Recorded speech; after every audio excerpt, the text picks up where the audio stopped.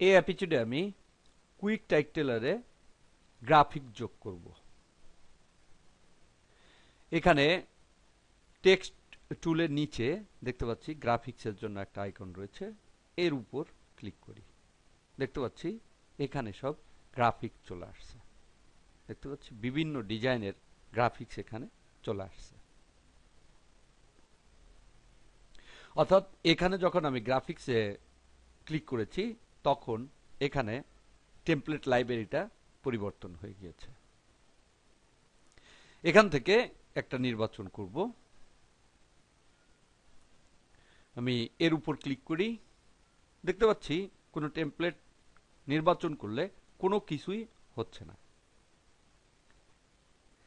এটাকে যদি এই উইন্ডোতে যোগ করতে চাই তাহলে এখানে সিলেক্টেড থাকা অবস্থায় যেখানে যোগ করব সেখানে ডাবল ক্লিক করতে হবে।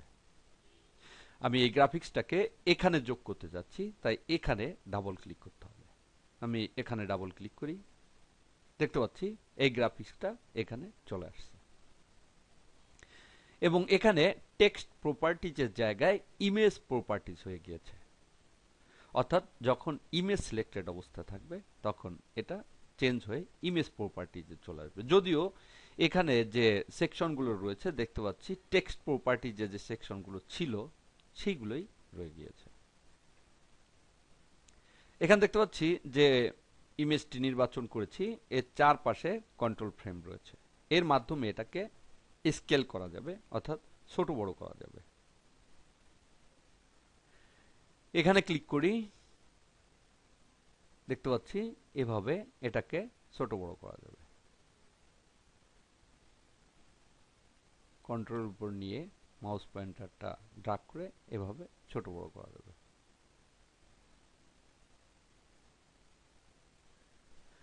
আনডু করি। নির্বাচন করি।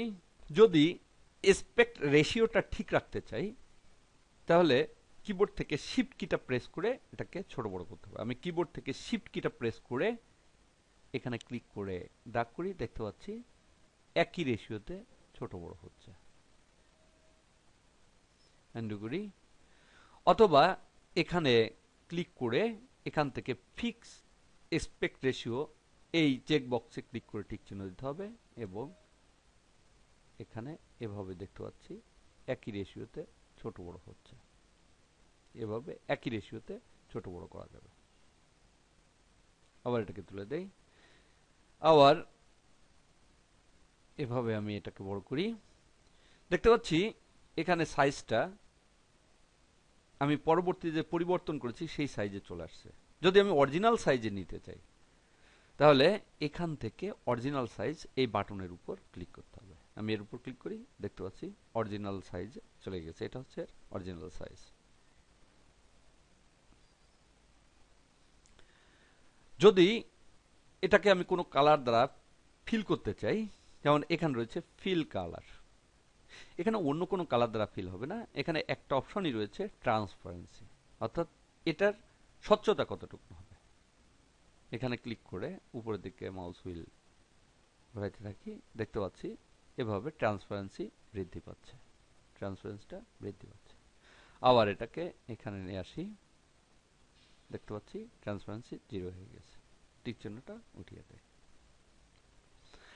আবার যদি অন্য কোনো ইমেজের দ্বারা এটাকে রিপ্লেস করতে চাই তাহলে নিচ থেকে কোনো একটা ইমেজ টেমপ্লেটের উপর ডাবল ক্লিক করতে হবে। আমি এটা দ্বারা রিপ্লেস করি।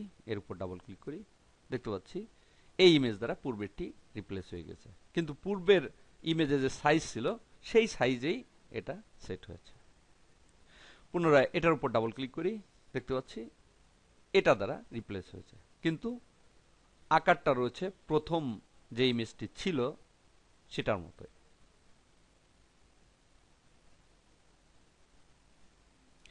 সঠিক সাইজে ফিরে আসার জন্য এটা নির্বাচিত থাকা অবস্থায় এখান থেকে অরিজিনাল সাইজ এর উপর ক্লিক করি। দেখতে পাচ্ছি অরিজিনাল সাইজে চলে আসছে।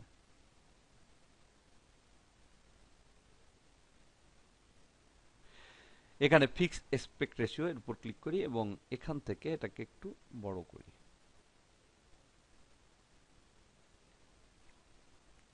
টিক চিহ্নটা উঠিয়ে দেই। এখানে বর্ডার দিয়ে দেখাই, দেখতে পাচ্ছি চারপাশে বর্ডার আসছে। আবার বর্ডারটা বাদ দেই, নিচের দিকে যাই, এখানে শ্যাডো দিব, দেখতে পাচ্ছি চারপাশে শ্যাডো যোগ হয়েছে।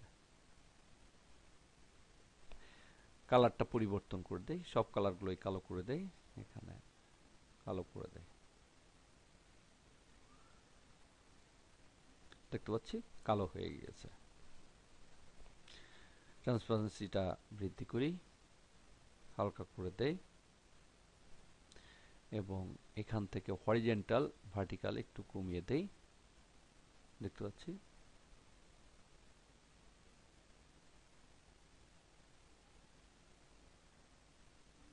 এভাবে পাশাপাশি সেট করলাম। পুনরায় বর্ডার দেই,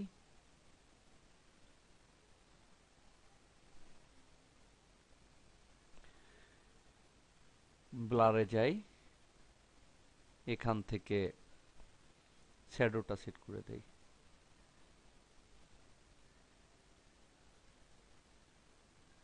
দেখতে পাচ্ছি এখানে এভাবে সেট হলো। এভাবে কোনো ইমেজ নিয়ে সেখানে ইমেজ প্রপার্টিজ বক্স থেকে বিভিন্ন অপশনের মাধ্যমে সেটাকে বিভিন্নভাবে মডিফাই করা যাবে এবং বিভিন্ন ইফেক্ট প্রয়োগ করা যাবে।